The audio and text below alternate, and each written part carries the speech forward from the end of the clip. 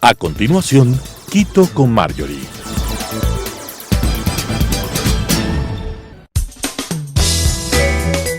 Clasificación A. Apto para todo público.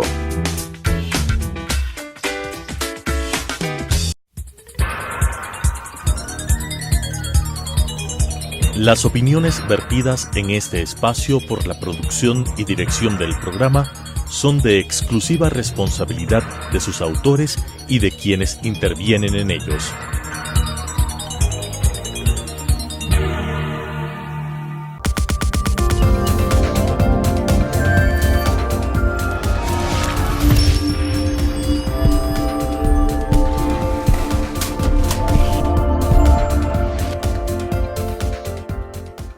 Queridos amigos, bienvenidos a este espacio Quito con Marjorie. De Quito y de su gente se han reconocido muchas cualidades. Me atrevería a decir que la más emblemática es la que destaca el carácter rebelde y libertario de la capital ecuatoriana. Quito, Luz de América, es la marca de ciudad que nos define hace muchísimo tiempo. Y es precisamente porque la defensa de las libertades y de los derechos humanos fundamentales se afincaron y se han proyectado desde nuestra ciudad a lo largo de todo el territorio ecuatoriano. El día de hoy vamos a recordar el 30 o el denominado 30S. Alejandra Ceballos, que nos acompaña el día de hoy, es uno de los rostros que identificamos con este día, con este conflicto, un capítulo importante de nuestra última década como país, en la que Quito, en su calidad de capital y centro político, fue nuevamente escenario. Muchísimas gracias, Alejandra, por acompañarnos en este día. Gracias, Marjorie, más bien a ti por el espacio y por la invitación. Gracias. El 30F, bueno, a nosotros nos vienen distintas ideas a la cabeza. Hay un conflicto, obviamente, con el cual todos estamos familiarizados. Por supuesto, fue un día trágico para muchas familias y muchos de nosotros ya no sabemos todo lo que hay detrás de quienes se vieron involucrados por A o ese motivo en este día. Cuéntanos un poquito, ¿qué se viene en tu mente cuando escuchas el 30S? Bueno, pues el 30S para mí fue el inicio de una etapa de mi vida bastante complicada. Cabe destacar que yo el 30S participé en una entrevista en el canal Ecuador TV. Yo fui invitada por el periodista Alex Mora a pasar al set de televisión, donde fuimos entrevistados un grupo de mujeres, de 3 personas, 3 mujeres fuimos entrevistadas ante los hechos que se dieron en el canal cuando un grupo de personas ingresó a la estación televisiva, justamente porque ese día se había decretado, vía decreto presidencial, una cadena nacional indefinida e ininterrumpida. Y hubo un grupo de personas que nos encontrábamos manifestando justamente los días jueves por la libertad de expresión, porque se venían justamente las reformas, se venía la ley de comunicación. Entonces estábamos justo en la República y Eloy Alfaro, que son escasas 2 cuadras del canal, ¿cierto? Entonces justamente las personas que estamos protestando, esta era una protesta que se venía dando semana a semana durante ya al menos unos 2 meses atrás, antes del 30S, en el que nosotros decíamos, ahí está la cadena nacional indefinida e ininterrumpida, decretada a través de presidencia, que cercaba mediáticamente, que la gente se entere qué es lo que sucedía. Entonces nosotros dijimos que era justamente ese era el ejemplo de lo que iba a ser la ley de comunicación. Entonces nos acercamos a la estación, nos acercamos al canal. Hubo un grupo de gente que salió de control, que tumbó las puertas y que ingresó al canal. Yo ingreso ya posteriormente, después de cuando ya toda la gente ingresa, yo ingreso y bajo con la gente, bueno, no con la gente, atrás de la gente, y la gente se dirige hacia la derecha, ¿cierto? Porque estaba también ese día Pablo Guerrero, que iba a dar la entrevista. O sea, de hecho él estaba ya sentado en un set de televisión, lo habían puesto en una mesa, en una silla, y le habían dicho: señor, espere aquí, ya le traemos al entrevistador. Yo, alejándome de eso, me dirijo al lado opuesto de ese set de televisión y resulta ser que donde yo me paro era más bien el set donde estaban transmitiendo. Entonces yo me paro en la puerta justo donde estaban transmitiendo con otro grupo de personas, un pequeño grupo de personas, y más bien a nosotros nos hacen ingresar al set de televisión porque estábamos en el set correcto. Entonces entramos, 3 mujeres, nos abren las puertas, nos entrevista Alex Mora, nos dice que, y teniendo razón, que no era la forma. Sin embargo, nosotros no podíamos justificar tampoco lo que otra gente hacía, pero sí pedimos disculpas porque realmente la gente estaba asustada y hay que destacar, se había asustado de todo lo que estaba pasando, estaba completamente fuera de nuestro control. Sin embargo, nosotros decíamos que estábamos ahí porque se estaba coartando la libertad de expresión de la ciudadanía, de enterarse qué es lo que en realidad estaba pasando. Porque en horas de la tarde ya el presidente hablaba de un golpe de Estado. Y definitivamente no se trataba de un golpe de Estado. Esa es la tesis política que el gobierno quiso implantar y que luego a través de una campaña comunicacional, una campaña publicitaria, se dio el trabajo de asentar esta realidad como que fuera verdad. Esto fue en septiembre del 2010. En el año 2014 tú tienes una sentencia. Así es. En la cual, si nos cuentas un poquito. Claro, a ver, después de que sucede esto, ¿no es cierto? Entonces, doy yo la entrevista, salgo en la cadena nacional, internacional, o sea, me hago famosa por haber dado la entrevista, ¿de acuerdo? Entonces, esto fue el día jueves 30 de septiembre, el día lunes ya tenía yo orden de prisión. Como se habían dado las cosas y la tesis que agarró el presidente, que él tomó y que quería posicionar como un golpe de Estado, yo ya me di cuenta de que no iba a haber debido proceso y que no iba a haber justicia y que si yo me entregaba definitivamente no salía, cosa que pasó con todas las personas que se entregaron ese día, quedaron presas durante meses. Hay gente que todavía se encuentra cumpliendo una condena por estas sentencias. Entonces yo decido salir. Durante 4 meses y medio tuve una orden de prisión. Sin embargo, mi abogado posteriormente logró que se me den medidas sustitutivas. Y así estuve durante 4 años. 4 años. 4 años.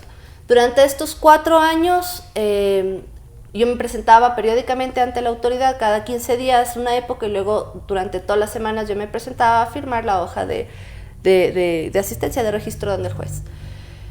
El 2014 nos sentencian por el delito de sabotaje, nos sentencian a 4 años de prisión. Y en este caso, nosotros éramos completamente inocentes. Yo te voy a comentar que, si bien es cierto, hubo este desmán en el canal de televisión donde la gente rompió puertas, se rompieron ventanas, se rompieron tal vez unos cables, pero no constituía el tipo penal de sabotaje por el cual nosotros fuimos sentenciados. El tipo penal de sabotaje era justamente la interrupción para causar alarma social en el canal, justamente, y eso no se dio. Nosotros fuimos invitados por el grupo, por el periodista que estaba a cargo del canal. El director de noticias nos dio paso, luego se suspendió la señal, que era lo que ellos decían, porque dieron paso a Gama. El director de noticias dispuso que se dé el paso a Gama, y el técnico que se encontraba en el control del cuarto máster, decidió él, porque el jefe le dio la orden, a aplastar el botón para dar el paso a Gama. Esa fue la famosa interrupción de la señal de la cual a nosotros nos acusaron.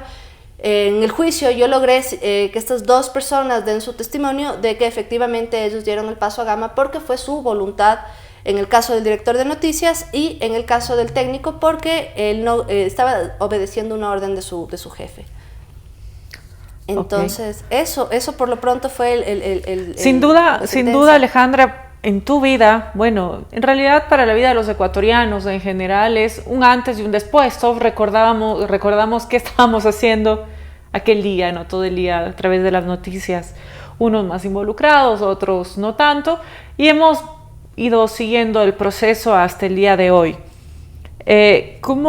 Cuéntame un poco la iniciativa. Bueno, pasas todo este proceso y eres parte de la Mesa de la Verdad, y la Mesa por la Verdad y la Justicia. Cuéntame un poquito quiénes son miembros. Tú estás en calidad de vicepresidenta actualmente.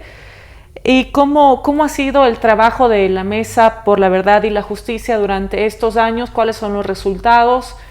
¿Y cómo se han organizado para seguir trabajando? Mira, el 30S fue un proceso que derivó en demasiadas irregularidades, hubo demasiadas vulneraciones al debido proceso y derechos fundamentales de quienes fuimos procesados. Porque si bien es cierto hubo el cometimiento de delitos, no se persiguió los delitos en sí, sino que se fraguaron delitos más graves de lo que realmente fueron, como delitos de terrorismo, y se persiguieron a las personas que eran de interés político para el gobierno, ¿de acuerdo? En el canal, si bien es cierto, hubo gente que rompió puertas, que rompió ventanas, esas personas no fueron procesadas. Fuimos procesadas las personas que teníamos algún interés político para el gobierno. Entonces nuestros derechos fueron violentados, fueron vulnerados. Entonces, en el Consejo de la Judicatura Transitorio, se decide nombrar a fiscales provinciales, y una vez que se iba a hacer este nombramiento de fiscales provinciales, varias personas presentamos nuestros escritos explicando por qué estos fiscales provinciales no debían ser nombrados, porque muchos de estos fiscales se prestaron para la persecución. Entonces nosotros teníamos varias objeciones de que esta gente sea ascendida, que sea premiada con un cargo de mayor jerarquía. Entonces nosotros, varias personas, presentamos escritos explicando el por qué esta gente no debía ser nombrada. Y esto fue atendido en una sesión del Pleno del Consejo de la Judicatura, donde se revisaron varias de las cartas que habíamos presentado algunas personas y se decidió crear una mesa que se llama Mesa por la Verdad y Justicia, Perseguidos Políticos Nunca Más. Esto se lo hace en base al principio de derecho internacional que tenemos las víctimas, de que se cree una mesa al principio de verdad, justicia y reparación. ¿De acuerdo? Que esto debería hacerse a través de una comisión de la verdad, creada a través del Ejecutivo o creada a través de la Asamblea. Sin embargo, dentro de las atribuciones que tiene la Judicatura, al menos dispuso que se crea esta mesa para investigar las actuaciones de estos funcionarios judiciales y que al menos se investigue qué es lo que pasó dentro de los procesos judiciales.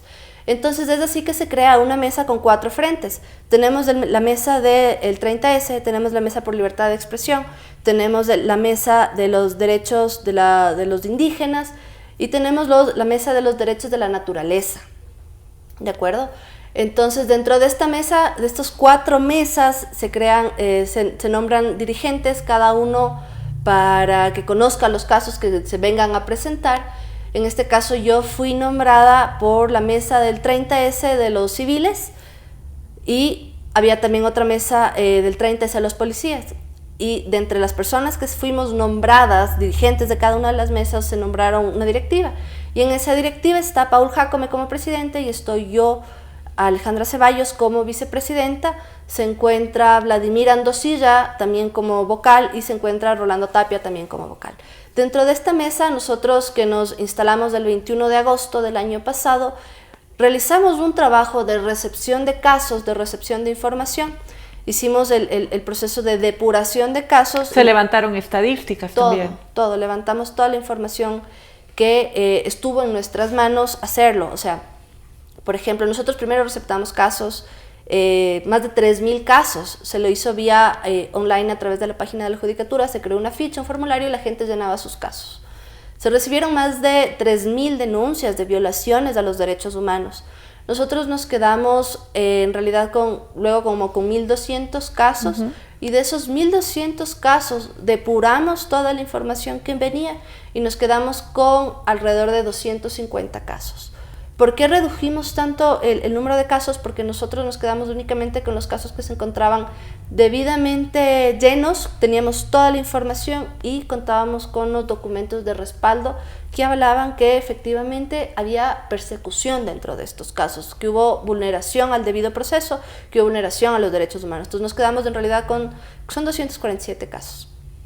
En estos casos tenemos casos bastante graves, como son los casos de la cordillera del Cóndor, de INTAG, tenemos los casos de Freddy Aponte, tenemos casos de Clever Jiménez, Fernando Villavicencio, Carlos Figueroa y bueno, los casos 30S y de varios otros líderes indígenas que fueron perseguidos por protestar en defensa de los derechos de la naturaleza. ¿Cuál es el trabajo de aquí en adelante de la Mesa por la Verdad y la Justicia?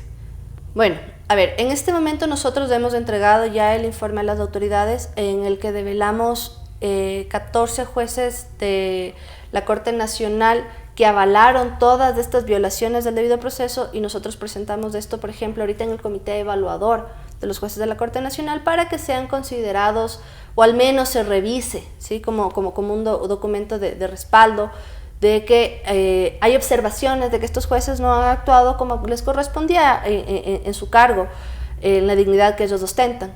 Entonces nosotros tenemos la expectativa de que, por ejemplo, sea utilizado como un insumo dentro de la evaluación. No, esperamos que sea así, al menos que sea revisado o leído por los evaluadores de la Corte Nacional, que sea tomado en consideración. Nosotros también entregamos ya a la Fiscalía para que en Fiscalía también se revise posibles, aquí cabe el delito de posible fraude procesal en algunos casos.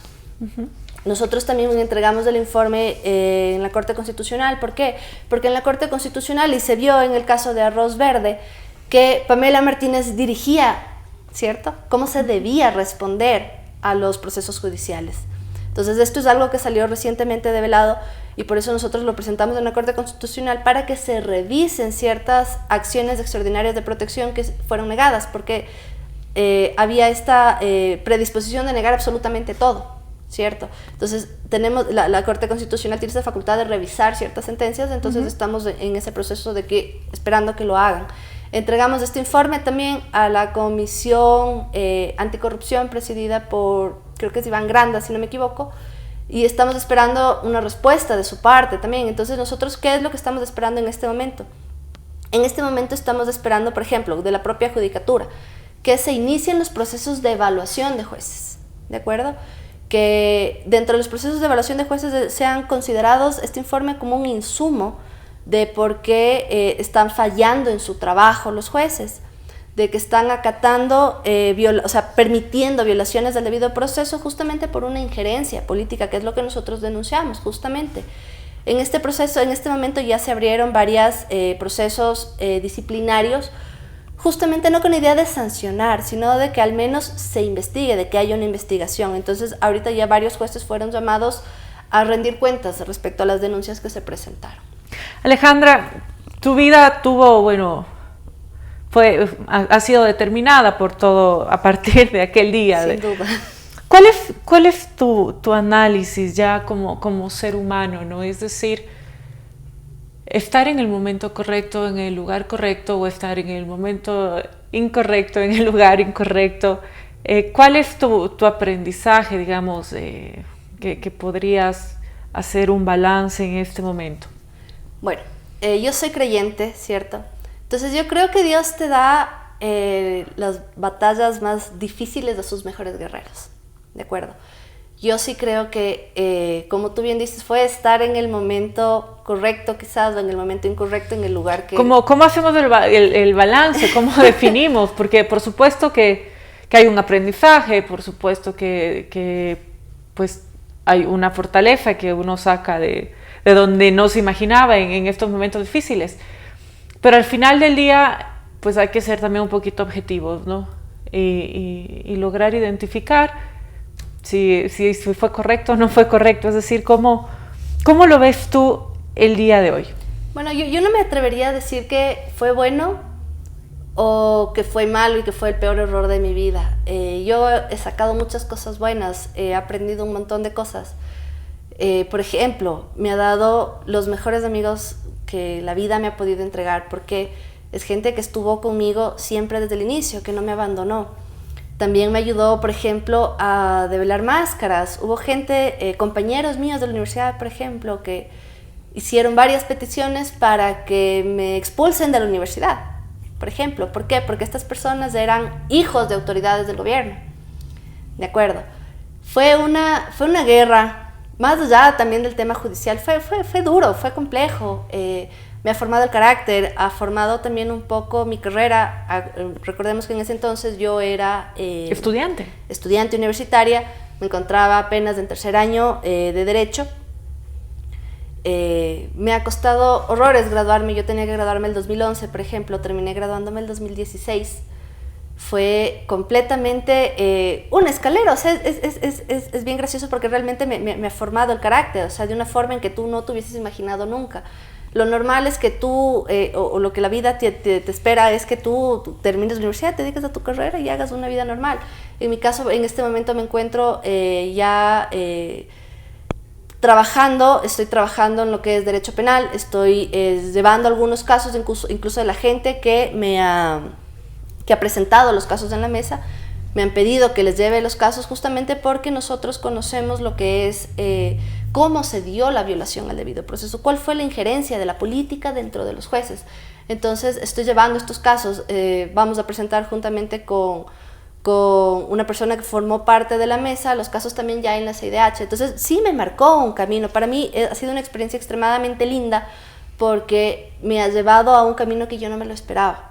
¿De acuerdo? Ha sido una escalera bien difícil de caminar, de crecer, pero sin embargo sí estoy feliz por el camino al que me estás llevando. A pesar de que los años fueron duros, a pesar de que la persecución fue difícil, fue realmente compleja, porque yo perdí varios trabajos por la persecución, porque cuando yo encontraba trabajo, de repente venían las campañas mediáticas y me decían: chutas, estás involucrada en el 30S, ¿sabes qué? No podemos seguir trabajando contigo porque nosotros tenemos contratos con el Estado. Entonces, si bien vino esa parte dura y difícil de tener que aguantar con esa crisis existencial, esa crisis emocional de que no sabes qué hacer porque no puedes hacer nada, porque no te puedes vincular aquí, no te puedes vincular acá, tienes grupos que te alejaron. Sin embargo, también tuve grupos que me recibieron y gente que siempre estuvo dispuesta a darme la mano. Entonces, a mí me gusta ver siempre el lado bueno de las cosas, a pesar de lo difícil, lo duro que fue. He conocido gente maravillosa, he conocido gente espectacular y me ha llevado a un camino, me ha direccionado en un rumbo con el cual estoy súper feliz y contenta. Y el día de hoy, ¿cuáles son tus nuevos desafíos? ¿En qué estás enfocada? Tu trabajo, bueno, con la comunidad, o tu trabajo profesional, ¿en qué va a estar enfocado y cuáles son tus próximas metas?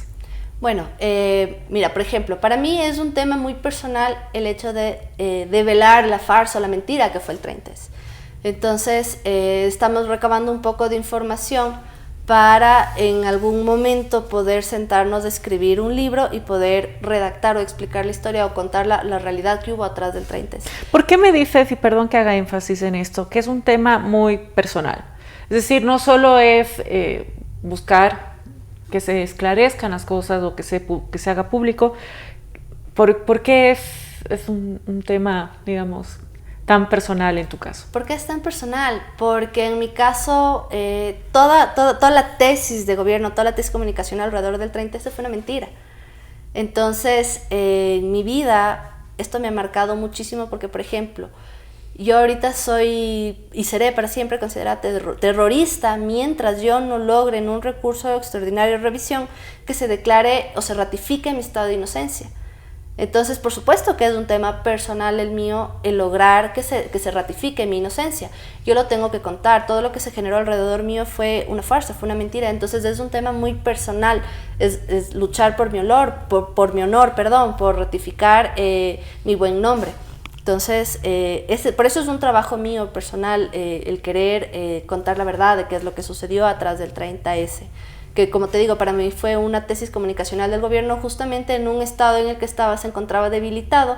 Utilizó esta campaña comunicacional para fortalecerse políticamente y, por ejemplo, en 2011, utilizando esto, se dio la reforma a la justicia, que ahora nosotros vemos cuáles son los resultados, ¿cierto? En el que vemos que hay una excesiva injerencia del Poder Ejecutivo dentro del judicial, y por eso nosotros vemos que hay jueces que no son independientes. Y aquí se ve el caso, el clarísimo ejemplo de Pamela Martínez, en el caso ahora famosísimo Arroz Verde, que se evidencia cómo la señora manipulaba la justicia, cómo ella definía cómo resolver en los procesos judiciales. Y este es un tema que se encuentra ahorita en investigación, que a nosotros nos está dando la razón de que había injerencia política dentro del sistema judicial. ¿Cuáles otros pasos vamos a ver dar a Alejandra Ceballos? Bueno, mira, hay un tema que, por ejemplo, a mí me encanta, que es, como tú bien decías, trabajar con la comunidad. Yo estoy trabajando en este momento con una fundación en el que estoy trabajando en un proyecto, por ejemplo, para mujeres víctimas de la violencia de género, violencia intrafamiliar también, que yo me considero que he sido también víctima de ello porque a las mujeres, esto está dentro de las estadísticas del informe, las mujeres fuimos procesadas con mucha más saña que los varones, ¿de acuerdo? Entonces es también un tema de género, ¿cierto? Esto de trabajar en autoestima de las mujeres, esto de trabajar en darles oportunidades a las mujeres, de fomentar su capacidad de romper el círculo de violencia. Entonces me encuentro trabajando justamente en un proyecto que nos va a llevar a eso. Entonces también, como ves, ha marcado también el camino hacia ayudar a otros a trabajar en lo que realmente me gusta. ¿Crees que esto sin duda fue un punto de inflexión, este episodio en tu vida? Pero si no hubiera ocurrido todo esto, ¿qué estarías haciendo ahora? ¿Qué estaría haciendo ahora? Yo creo que estaría trabajando como una abogada más dentro de un estudio jurídico haciendo algún tema relacionado a derecho de empresa, que es cualquier otra cosa, porque eso es lo que mi universidad se enfocaba. Yo cuando ya ahorita salí y quise dedicarme al derecho penal, entré a otra universidad a trabajar lo que realmente quiero hacer, porque es de mi interés de esta área que no veía en mi universidad. Alejandra, un mensaje final que quieras dejar a la ciudadanía. Bueno, pues el único mensaje que yo puedo dejar es respecto a lo que yo he vivido en mi vida, es que uno tiene que resistir siempre y rendirse jamás, que es una frase de un filósofo francés que a mí me gusta mucho, porque uno tiene que aguantar o resistir con valentía los embates que te da la vida para salir adelante y poder triunfar.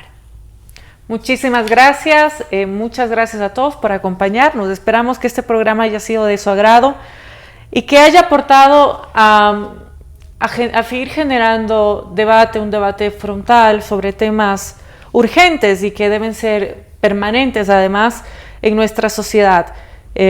Necesitamos impulsar y agotar los temas hasta que tengamos claridad y que la colectividad sienta que existe justicia. Gracias, Alejandra Ceballos, por acompañarme, y a todos ustedes un afectuoso saludo desde este programa Quito con Marjorie. Nos vemos y escuchamos la próxima semana. Pueden contactarse a través de mis redes sociales, en Marjorie Chávez M, en Twitter, en Facebook y demás.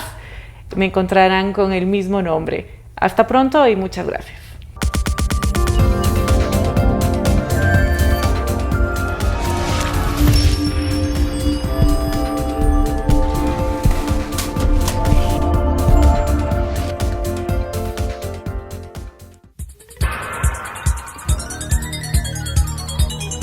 Las opiniones vertidas en este espacio por la producción y dirección del programa son de exclusiva responsabilidad de sus autores y de quienes intervienen en ellos.